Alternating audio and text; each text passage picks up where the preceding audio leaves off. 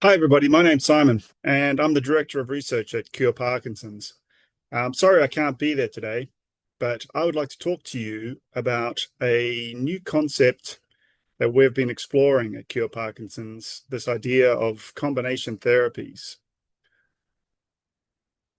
And my slides are not moving forward all of a sudden. There we go. So recently at Cure Parkinson's, the research team have been considering how we can improve our chances of finding disease-modifying therapies for Parkinson's. They're interventions that will slow, stop, or reverse the condition. And to date, we've mainly been clinically testing individual molecules and looking for clinical response. And what we're thinking now is maybe a single molecule won't be enough, and rather we should be focusing on different combinations of agents and seeing if there can't be a synergistic benefit. And I want to explain all of this concept to you using a story that will start to sound very familiar after a while, but it's relevant to Parkinson's and it explores the history of the research into Parkinson's, but it will give you hopefully a good idea of what we mean by combination therapies as we go along. And that story begins with this gentleman here. Does anyone want to have a guess as to who this is? Anybody? Anybody at all? Hands raised? No. So this gentleman is Professor Uli Hornifkitz. And back in 1960, he and one of his research scientists discovered that dopamine, the chemical dopamine, was extremely depleted in the brains of people with Parkinson's.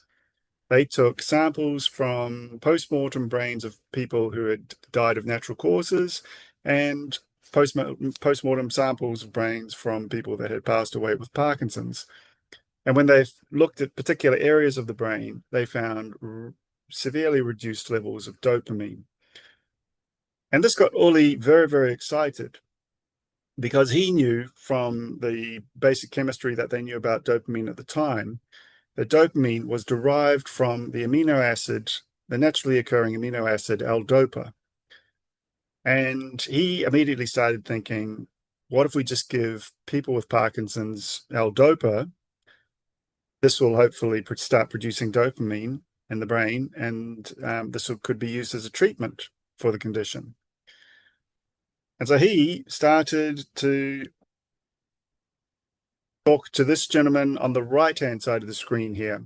And his name is Dr. Walter Birkenmeyer. And Birkmeyer was badgered by Uli Hornifkitz for almost a year before he finally relented in July of 1961. And together they started injecting people with Parkinson's with L-DOPA. And they published their results, which came from the treatment of 20 different individuals with Parkinson's in 1961. And the results were outstanding. They were really, really phenomenal because at the time there was nothing for the treatment of Parkinson's. And they noted that after just a single intravenous administration of levodopa, there was a complete abolition and substantial relief of the akinesia, the lack of movement. Bedridden patients who were unable to sit up and patients who could not stand up when seated were suddenly standing up and moving around without any problem. And it must have been a really remarkable moment to observe this occurring in the ward as they were doing these experiments. But what followed was, despite these really exciting initial results, what followed was a very, very mixed bag of outcomes. There was a lot of small pilot studies conducted over the next couple of years, and some of them gave very favorable results. Some of them gave very mixed results. And then what's important in all of these pilot studies to note is that there were only two studies that were conducted in a double-blind fashion, meaning that the investigator and the patient didn't know what was being administered. And in those two studies, which are the ones in the red box here, those two studies gave absolutely negative results. Levodopa was found to have no impact on Parkinson's. And so this left the field very confused. After some very exciting initial results, um, there followed mixed results, including negative double-blind controlled studies. And in 1965, during a symposium, Ole Hornokitz actually acknowledged that the place for levodopa as a treatment for Parkinson's was unclear due to these mixed results and also the significant side effects that resulted from the high dose of levodopa that was being given, which included nausea and vomiting. And at the same time, the renowned neurologist Roger Devoisin, Roger Devoisin, wrote in a review of research at the time that despite initial enthusiastic claims of therapeutic benefit, there's no evidence has been presented that L-DOPA was having any effect. And he was suggesting that despite the occasional and transient effects, it simply was not clinically practical. So he wrote clinically impractical. I just want to hammer that home. The experts were saying that levodopa was clinically impractical. So it almost sounds as if levodopa is going to end here, research into this wonder drug. But at the same time, just a couple of years later, researchers at Roche were experimenting with a drug called RO44602. And RO44602 was a dopa decarboxylase inhibitor. Now, dopa decarboxylase inhibitor sounds awfully confusing until you realize that dopa decarboxylase is the enzyme that converts levodopa into dopamine. And they had invented this drug, and they were testing this drug. And given that it was stopping levodopa from becoming dopamine, they expected that dopamine levels in the body would drop. And this is exactly what happened. When they injected animals and people with this drug, they found that dopamine levels dropped everywhere in the body except the brain. And confusingly, in the brain, the dopamine levels actually went up instead of down.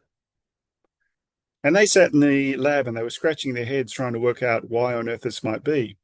And what they found was that RO44602 couldn't cross what's called the blood-brain barrier. Now, the blood-brain barrier is a membrane that protects the brain, and a lot of drugs can't get across the blood-brain barrier.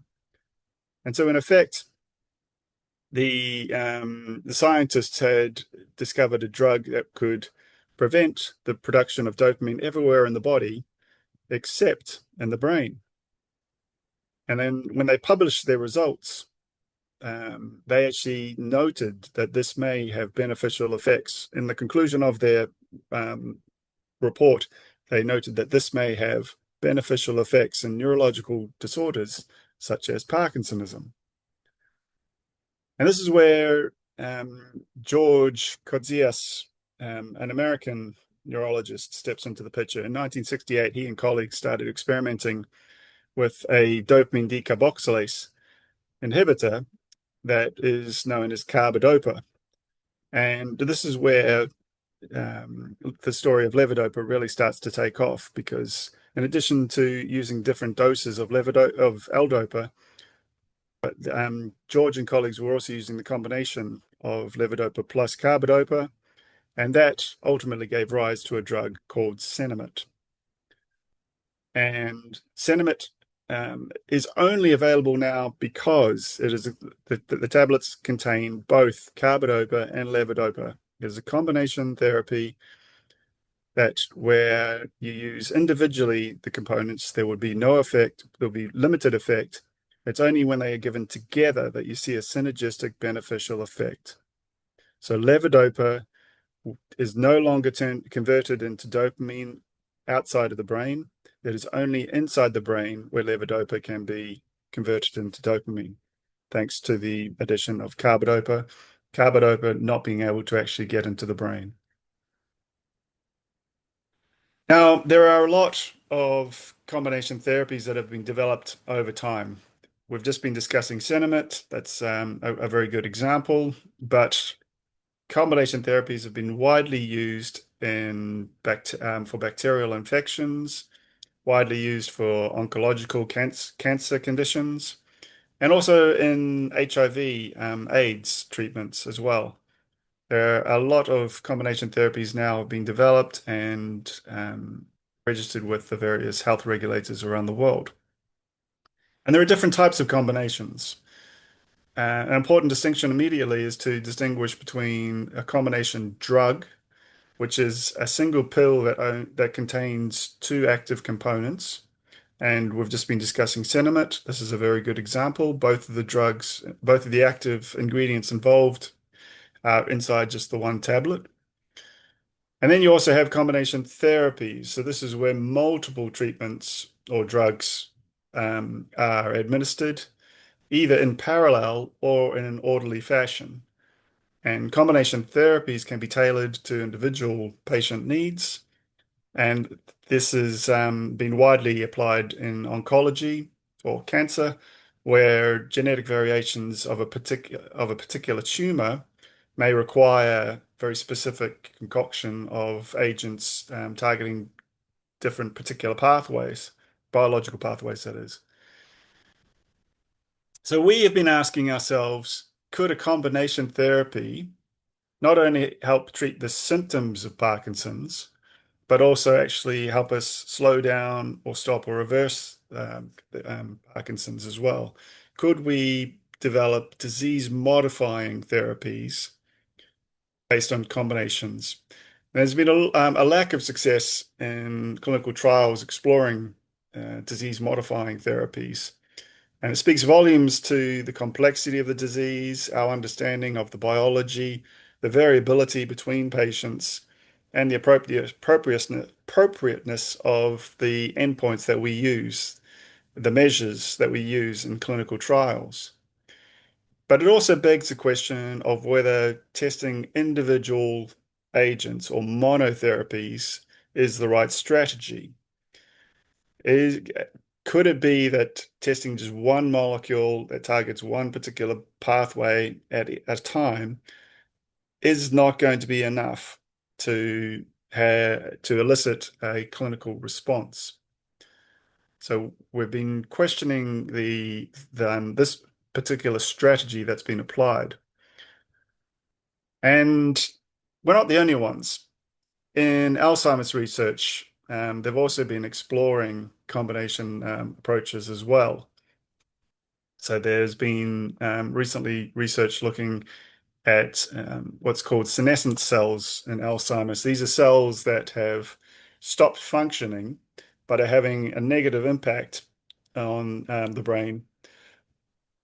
You could call them dormant or quiescent cells. They're hibernating, but at the same time, they are actually having a negative effect.